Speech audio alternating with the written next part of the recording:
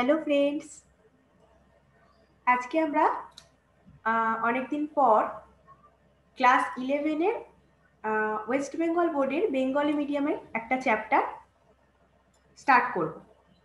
সেটা হচ্ছে রাসায়নিক বন্ধন আর আণবিক গঠন। আমরা পিরিয়ডিক টেবিল অলরেডি কন্টিনিউ করছি, তার সাথে সাথে এটাও আমরা এই চ্যাপ্টারটাও পড়তে থাকবো। চলো তাহলে রাসায়নিক বন্ধন বা আণবিক গঠন এই চ্যাপ্টারটায় মেন তোমাকে যেগুলো পড়তে হবে, ধরো যোজ্যতা ইলেকট্রন কি বা আয়নীয় বন্ধন কিভাবে তৈরি হয়, বর্ন হেবার চক্র, সমযোজী বন্ধন, লুইস গঠন বা আয়নীয় বন্ধনের সমযোজী চরিত্র, এছাড়া ভিএসিপিআর তত্ত্ব, ভ্যালেন্স বন্ড তত্ত্ব, রেজোনেন্স কি, যেটা খুবই ইম্পর্টেন্ট। রেজোনেন্সটা পরে তোমাদের অর্গানিকের ক্ষেত্রেও কাজে লাগবে। এছাড়া হাইড্রোজেন বন্ধন বা সমযোজী বন্ধনের মেরুধর্মিতা ইত্যাদি বিভিন্ন টপিকস কিন্তু আমরা এই চ্যাপ্টারটায় ডিসকাস করব। ফার্স্ট যেটা আছে সেটা হচ্ছে, দেখো, রাসায়নিক বন্ধন আর আণবিক গঠন এই চ্যাপ্টারটায় সেটা হচ্ছে যোজ্যতার ইলেকট্রনীয় তত্ত্ব, যেটাকে কোসেল লুইস তত্ত্ব বলা হয়। এই তত্ত্বটার মেন প্রবক্তা ছিলেন, এদের নাম অনুসারে, বিজ্ঞানী কোসেল এবং বিজ্ঞানী লুইস। এই দুজন হলেন এই যোজ্যতার ইলেকট্রনীয় তত্ত্বের প্রবক্তা। এই তত্ত্বটাকে আবার পরে পরিমার্জিত করেছিলেন, মানে আর একটুখানি মডিফাই করেছিলেন, তিনি হলেন বিজ্ঞানী ল্যাংড মুর। তো যোজ্যতার ইলেকট্রনীয় তত্ত্ব এটা মেন পরমাণুর যে ইলেকট্রন বিন্যাস করেছিলাম আমরা অ্যাটমিক স্ট্রাকচার চ্যাপ্টারটায়, পরমাণুর ইলেকট্রন বিন্যাসের ভিত্তিতেই কিন্তু এই তত্ত্ব গড়ে উঠেছিল এবং বিজ্ঞানীরা এই পরমাণুর ইলেকট্রন বিন্যাসের উপর ভিত্তি করেই এই যোজ্যতার ইলেকট্রনীয় তত্ত্বটা প্রবর্তন করেছিলেন। এবং তাহলে কি বললাম, যে এই তত্ত্বটাকে পরিমার্জিত করেছিলেন ল্যাংড মুর।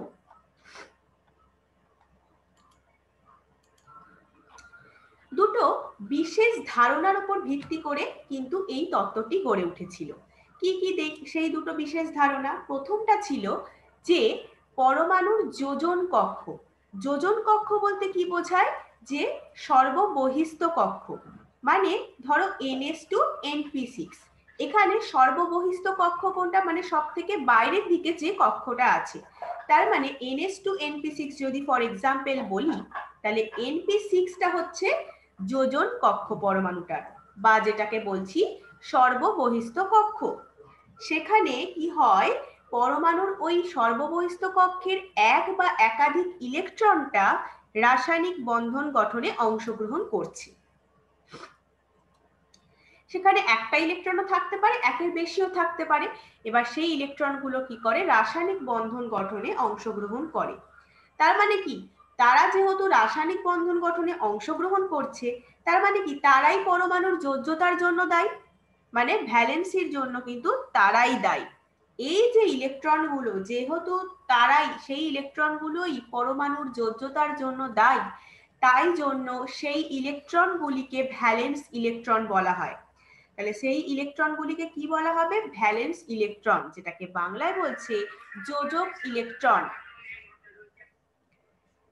তাহলে নেক্সট দেখো, নেক্সট আছে, মানে আমরা কি বললাম, এই যোজ্যতার ইলেকট্রনীয় তত্ত্বটা দুটো ধারণার উপর গড়ে উঠেছে। একটা তো যোজক ইলেকট্রনের ওপর বললাম, যেটা ভ্যালেন্স ইলেকট্রন, সেটা হচ্ছে পরমাণুর ওই সর্ববহিস্থ কক্ষের, মানে কোনো কোনো ক্ষেত্রে বহিস্থ কক্ষেরও হতে পারে। আর একটা বলে দিই, যে কোনো কোনো ক্ষেত্রে এটা বহিস্থ কক্ষের হতে পারে, আবার তার আগের কক্ষটারও হতে পারে। ধরো কোনো কোনো পরমাণুর ইলেকট্রন বিন্যাস 1s2 2s2 2p6, সেক্ষেত্রে 2p6 এর ক্ষেত্রেও হতে পারে, মানে 2p6 এর যে ইলেকট্রন, সেই ইলেকট্রনগুলিও রাসায়নিক বন্ধন গঠনে অংশ নিতে পারে।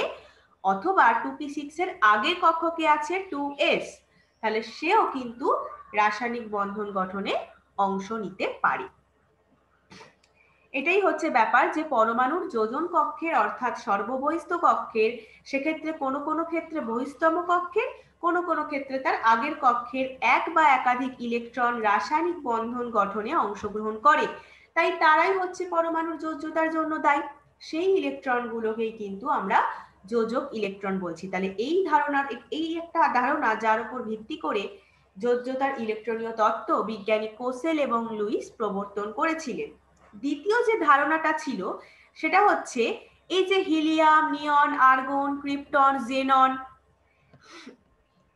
এই যে রেডন, হ্যাঁ, এই যে সব নোবেল গ্যাস, এগুলো আমরা কি পড়েছি পর্যায় সারণীতে পড়েছিলাম চ্যাপ্টারটায়, যে হিলিয়াম, নিয়ন, আর্গন, ক্রিপ্টন, জেনন, রেডন, এইটা হচ্ছে আমাদের নোবেল গ্যাস, যেটাকে নিষ্ক্রিয় গ্যাসও বলা হয়। এদের আয়োনাইজেশন পোটেনশিয়ালের মানটা কিন্তু খুব বেশি হয়, তার মানে এরা খুব ভীষণভাবে আয়নিত হয়, তার জন্য বলছে আয়নন বিভব। আয়োনাইজেশন পোটেনশিয়াল বলতে আয়নন বিভবের মানটা কিন্তু এদের ক্ষেত্রে খুব বেশি হয়। এছাড়াও ইলেকট্রনের প্রতি আসক্তিটা, ইলেকট্রন অ্যাফিনিটি যেটাকে বলে, ইলেকট্রনের প্রতি আসক্তির মান এদের খুব কম হয়। আর আয়নায়ন বিভব মানে তোমার আয়োনাইজেশন পোটেনশিয়াল, সেটা কিন্তু খুব বেশি হয়। সেই জন্য তারা স্বাভাবিক অবস্থায় রাসায়নিক বিক্রিয়ায় অংশগ্রহণ করে না। এদের ইলেকট্রন আসক্তির মানটাও কম, আয়নন বিভবের মানটা বেশি, তাই জন্য এরা স্বাভাবিক অবস্থায় রাসায়নিক বিক্রিয়ায় অংশগ্রহণ করে না। রাসায়নিকভাবে কিন্তু এরা নিষ্ক্রিয় হয়। তাহলে রাসায়নিকভাবে এরা কি হয়?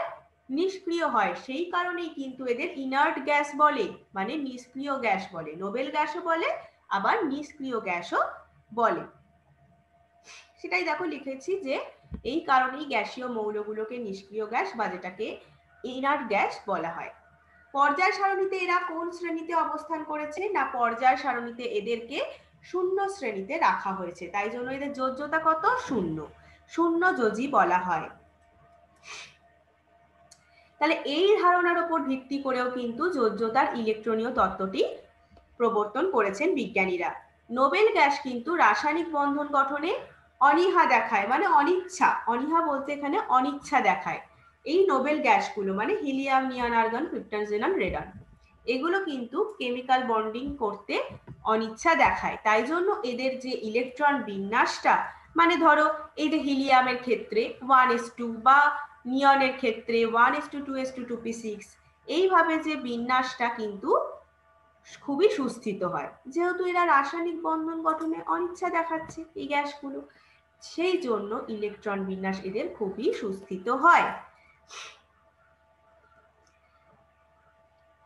নেক্সট দেখো, যোজ্যতার ইলেকট্রনীয় তত্ত্বের আন্ডারে আছে অষ্টক সূত্র এবং দ্বৈত সূত্র। আমরা পিরিয়ডিক টেবিলে অলরেডি পড়েছিলাম, যেটা নিউল্যান্ডের অষ্টক সূত্র পড়েছিলাম, তো সেখানেও একই রকম ভাবেই লেখা ছিল। দেখো অনেকটা এর সাথে মিল, যে রাসায়নিকভাবে সুস্থিত তাই বিভিন্ন মৌল, তার মধ্যে হচ্ছে হাইড্রোজেন, লিথিয়াম আর বেরিলিয়াম ছাড়া রাসায়নিকভাবে সুস্থিত বিভিন্ন মৌল আছে, তাদের মধ্যে হিলিয়াম, লিথিয়াম আর বেরিলিয়াম, এটা ছাড়া, এটা ভালো করে মনে রাখবে, যে এগুলো ছাড়া বাকি যে মৌলগুলো আছে তারা নিজ নিজ যোজন কক্ষে, যোজন কক্ষ মানে এই সবে পড়লাম কি, সর্ববহিস্থ কক্ষ, নিজ নিজ যোজন কক্ষে ইলেকট্রনের গ্রহণ বা যোজন কক্ষ থেকে ইলেকট্রনের বর্জন অথবা ইলেকট্রন জোড় গঠনের মাধ্যমে নিকটতম নিষ্ক্রিয় মৌলের ইলেকট্রন বিন্যাস তথা অষ্টক লাভের প্রবণতা দেখায়। তাহলে এটা হচ্ছে আমাদের অষ্টক সূত্র। তাহলে অষ্টক সূত্রে কি বলছে?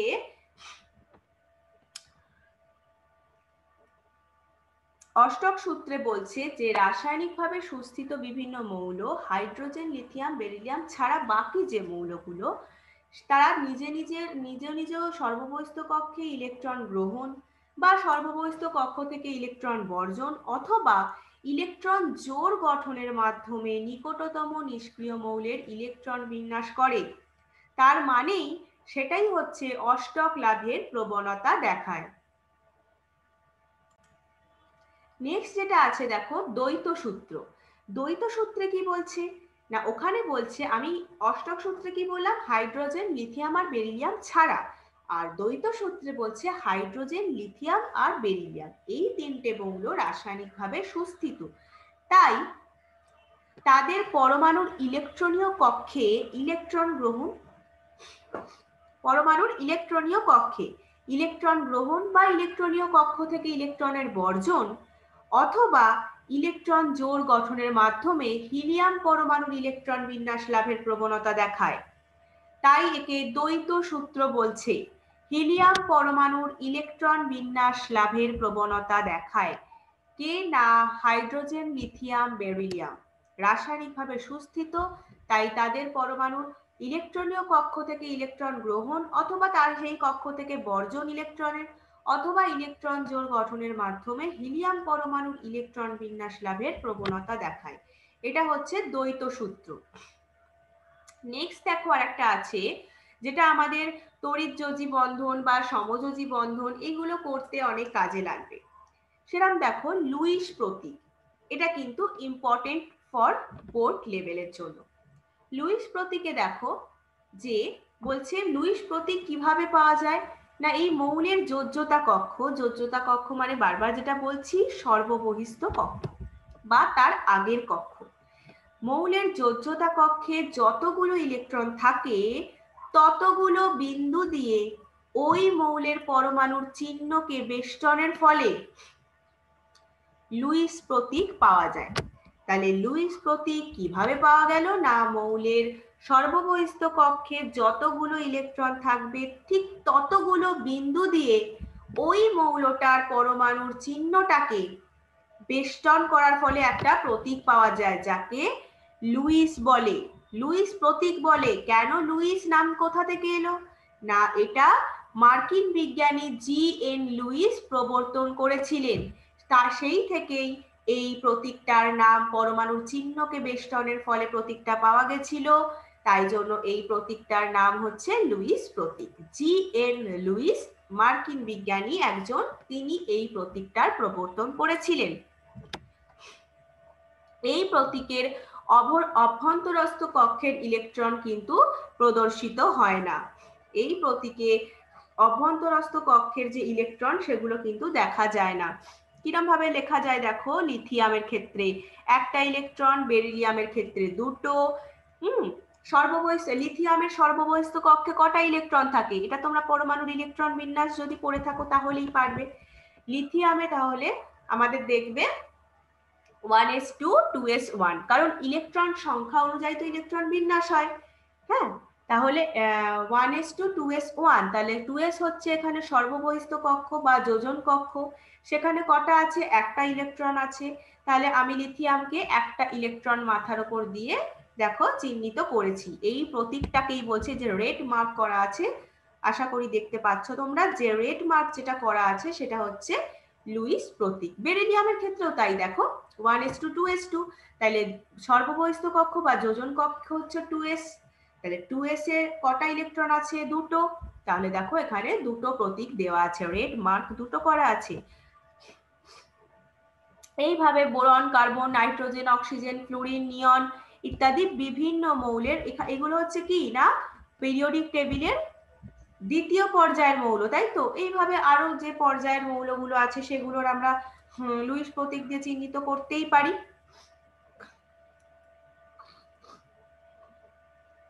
এবার বলছে দেখো, কোন মৌলের সাধারণ যে যোজ্যতাটা সেটা লুইস প্রতীকে যতগুলো ডট থাকবে, ডট বলতে বিন্দুগুলো, এই যে এলআইতে মানে লিথিয়ামে ধরো একটা আছে, বোরনের ক্ষেত্রে সেক্ষেত্রে তিনটে আছে, বা অক্সিজেনের ক্ষেত্রে 6টা আছে, মানে যতগুলো লুইস প্রতীকে, মানে যোজ্যতাটা কিভাবে আমি জানবো, সেটা হচ্ছে এই লুইস প্রতীকে যতগুলো ডট থাকে সেটার সমান বা অথবা কম হয়। ধরো কোনো মৌলের পরমাণুর যোজ্যতা তোমরা ভুলে গেছো, তাহলে এইভাবে তোমরা যদি পরমাণুর ইলেকট্রন বিন্যাসটা করে নাও, ইলেকট্রন বিন্যাস করে তখন কি করবে, ইলেকট্রন প্রথমে জানতে হবে তোমার ইলেকট্রন সংখ্যাটা কত সেখানে।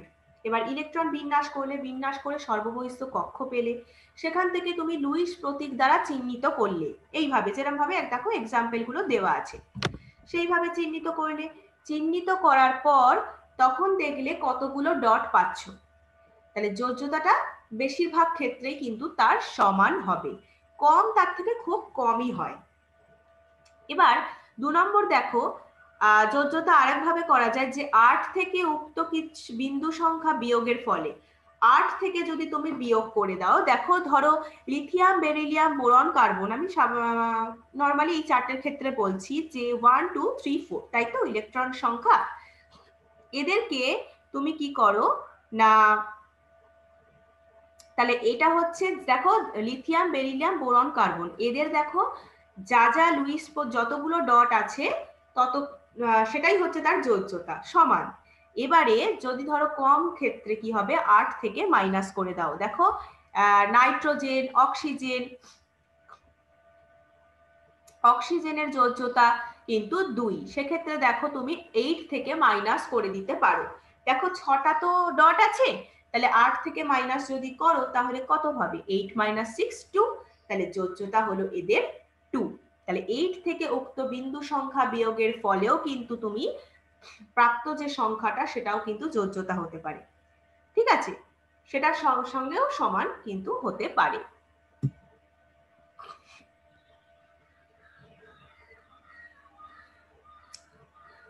যেমন নাইট্রোজেনের ধর যদি 8 থেকে কি মাইনাস করবে, 1 2 3 4 5 কটা ডট আছে দেখে নেবে, তাহলে 1 2 3 4 5, 5টা আছে, তাহলে 8 থেকে 5 মাইনাস করলে 3 পাবো, তাহলে নাইট্রোজেনের যোজ্যতা হচ্ছে 3।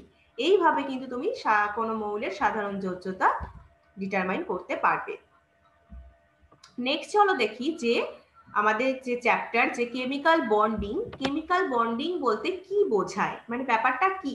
এই যে যোজন কক্ষ এতবার ধরে বলছি বা সর্ববহিস্থ কক্ষ, এখানে কি হয় না ইলেকট্রনটা গ্রহণ বা কক্ষ থেকে ইলেকট্রন বর্জন বা ইলেকট্রন জোড় গঠনের মাধ্যমে পরস্পরের সাথে রাসায়নিক বিক্রিয়ায় অংশগ্রহণকারী যে পরমাণুগুলো তার সর্ববহিস্থ কক্ষে নিকটতম নিষ্ক্রিয় মৌলের ইলেকট্রন বিন্যাস অর্জনের ফলে পরমাণুগুলোর মধ্যে একটা আকর্ষণ বল সৃষ্টি হয়। রাসায়নিক বিক্রিয়ায় অংশগ্রহণকারী যে পরমাণুগুলোর তাদের সর্ববহিস্থ কক্ষে নিকটতম যে নিষ্ক্রিয় মৌল তাদের ইলেকট্রন বিন্যাস অর্জন করা হয়। অর্জনের ফলে কি হয়, পরমাণুগুলোর মধ্যে একটা আকর্ষণ বল সৃষ্টি হয়, সেইটাকেই বলছে কেমিক্যাল বন্ডিং, মানে রাসায়নিক বন্ধন, সেটাকেই বলছে। একটা পরমাণু সর্ববহিস্থ কক্ষ থেকে অপর পরমাণুর সর্ববহিস্থ কক্ষে এক বা একাধিক ইলেকট্রন স্থানান্তর দ্বারা কিন্তু কি করতে পারবে না, পরমাণু মানে কিছু উপায় আছে যার মাধ্যমে তুমি নোবেল গ্যাস পরমাণুর ন্যায় সুস্থিত ইলেকট্রন বিন্যাস লাভ করে কিছু উপায়, পরমাণু সমূহ আর কি। পরমাণু সমূহ কি করে না, পরমাণু সমূহ এই উপায়গুলো যেগুলো এখন পড়বো তার মাধ্যমে নোবেল গ্যাসের পরমাণুর ন্যায় সুস্থিত একটা ইলেকট্রন বিন্যাস লাভ করে। কিসের মাধ্যমে, তাহলে এই যে বললাম যে একটা পরমাণুর সর্ববহিস্থ কক্ষ থেকে আর একটা অন্য পরমাণুর সর্ববহিস্থ কক্ষে এক বা একাধিক যদি ইলেকট্রন স্থানান্তর করি তাহলে কিন্তু এরা সুস্থিত ইলেকট্রন বিন্যাস লাভ করে। আমরা মেডিকেল ক্লাসে এটা একটু জানছিলাম যে ক্রোমিয়াম কপারের ক্ষেত্রে পরমাণুর গঠনে দেখবে পড়ছিলাম, সেটা বোর্ডের ক্লাসেও পড়েছি যদিও, যে তোমার ক্রোমিয়াম কপার এদের ক্ষেত্রে দেখবে আমরা অন্য একটা পরমাণুর সর্ববহিস্থ কক্ষের ইলেকট্রনটাকে আমরা অন্য আরেকটা পরমাণুর সর্ববহিস্থ কক্ষে স্থানান্তর করে সুস্থিত ইলেকট্রন বিন্যাস পাচ্ছি। এছাড়া দুটো পরমাণুর সর্ববহিস্থ কক্ষের সমসংখ্যক ইলেকট্রনের সমন্বয়ে গঠিত, দুটো পরমাণুর সর্ববহিস্থ কক্ষের সমসংখ্যক ইলেকট্রনের সমন্বয়ে গঠিত এক বা একাধিক যে জোড় উভয় পরমাণু কর্তৃক সমভাবে ব্যবহার দ্বারাও কিন্তু আমরা এই সুস্থিত পরমাণুর মতো সুস্থিত ইলেকট্রন বিন্যাস লাভ করতে পারি। এছাড়া একটা পরমাণুর সর্ববহিস্থ কক্ষের দুটো ইলেকট্রন, ধরো একটাই পরমাণু তার সর্ববহিস্থ কক্ষের দুটো ইলেকট্রন উভয় পরমাণু কর্তৃক কিন্তু সমভাবে ব্যবহৃত হয়। কি বললাম, আবার বলছি যে একটা পরমাণুর সর্ববহিস্থ কক্ষে দুটো ইলেকট্রন উভয় পরমাণু দ্বারা কর্তৃক সমভাবে ব্যবহারের মাধ্যমেও আমরা কিন্তু নোবেল গ্যাস পরমাণুর ন্যায় সুস্থিত ইলেকট্রন বিন্যাস লাভ করতে পারি অন্য পরমাণুগুলো। ঠিক আছে, এবার এই যে কেমিক্যাল বন্ডিং ব্যাপারটা, তার মধ্যে একটা আকর্ষণ বল যে সৃষ্টি হচ্ছে, তাহলে এই আকর্ষণ বলটাই কিন্তু কেমিক্যাল বন্ড। এই কেমিক্যাল বন্ড কিন্তু 3 প্রকার হতে পারে। একটা হচ্ছে তড়িৎযোজী বা আয়নীয়, যেটাকে বলে ইলেকট্রোভ্যালেন্ট অর আয়নিক। আর একটা হচ্ছে সমযোজী মানে কোভ্যালেন্ট, আর একটা অসমযোজী মানে কোঅর্ডিনেট। তাহলে 3 প্রকারের কেমিক্যাল বন্ডিং হতে পারে, electrovalent bond or ionic bond, covalent bond আর কোঅর্ডিনেট বন্ড। আমরা নেক্সট ক্লাসে কিন্তু ইলেকট্রোভ্যালেন্ট অর আয়নিক বন্ডটা স্টার্ট করব। ঠিক আছে, দেখো তড়িৎযোজ্যতা এবং তড়িৎযোজী বন্ধন এটা আমরা নেক্সট ক্লাসে স্টার্ট করব। এই পিডিএফটা তোমাদের ডেসক্রিপশন বক্সে দেওয়া থাকবে, ওখান থেকে তোমরা চেক করে নিতে পারবে। ঠিক আছে, নেক্সট ক্লাসে তাহলে আবার আমাদের দেখা হচ্ছে। এগুলো কিন্তু ওয়েস্ট বেঙ্গল বোর্ডের বেঙ্গলি মিডিয়ামদের জন্য ক্লাস 11-এর স্পেশাল ক্লাস, তোমরা এটা মন দিয়ে পড়ো। কেমিক্যাল বন্ডিং কিন্তু হচ্ছে মানে most important chapter in chemistry. Chemical bonding তুমি যদি না জানো তাহলে কিন্তু কোনো চ্যাপ্টার বা কোনো কোয়েশ্চেনের অ্যান্সার মানে সবকিছুর সাথে কিন্তু এটা মানে ভীষণভাবে রিলেটেড। তাই কেমিক্যাল বন্ডিং চ্যাপ্টারটা খুব ভালো করে পড়বে। ঠিক আছে, it is one of my favourite chapter. So আর তোমাদের মানে ভালো করে পড়ানোর চেষ্টা করব। ঠিক আছে, ওকে, তাহলে এই পিডিএফটা আমি ডেসক্রিপশনে দিয়ে দেবো, ওখান থেকে চেক করে নেবে, পড়বে, ক্লাসটা মন দিয়ে করবে। ওকে, ঠিক আছে, ক্লাসটা যদি লাইভ ক্লাসে বুঝতে না পারো রেকর্ড ক্লাসে আবার চালিয়ে ক্লাসটা করবে, তাহলে দেখবে আশা করি ক্লিয়ার হয়ে যাবে। ওকে, তাহলে তাহলে চলো টাটা।